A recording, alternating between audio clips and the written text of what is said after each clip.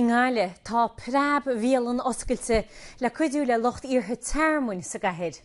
Tuair deis go dhítanlaithe bí dúchas a díre a olbhú siar an aisce, rud nach féidir le ba dionne ins na honnaid sulathid in na bhúilte den na gúnaigh. Tuair mis 3,000 duine atá lár tearmhainn in éidirn faoi láthaid, sin a ráirid is a bhí an tomseán ára.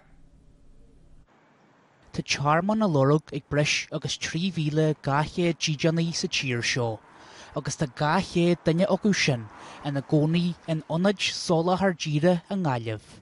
Níl cead acu a mí dúchasa a olbhú sna honnaid seo, ná tuairt bhí óstaíocht a hanarid.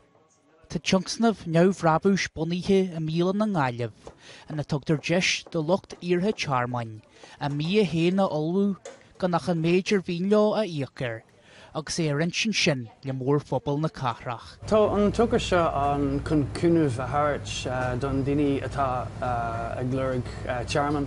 Bhí siad ag caint faoi bhialann a bhunú, agus cúpla bliain ó shin, nuair bhí mé híos an astráil, bhí mé ag obair sa bhialann agus ní raibh aon costas ar an bhia, agus báilinn rud céine a dhéanamh agus fáilte a chur roimh na daoine atá ag lorg tearmhainn. Hannig méadú fí gá ar líana naoine a lorg tearmhainn an seochan aray, a so Níger, an Pakistan, an Albáin, an Zimbabwe agus an Tuirí a hannig an bhór acu.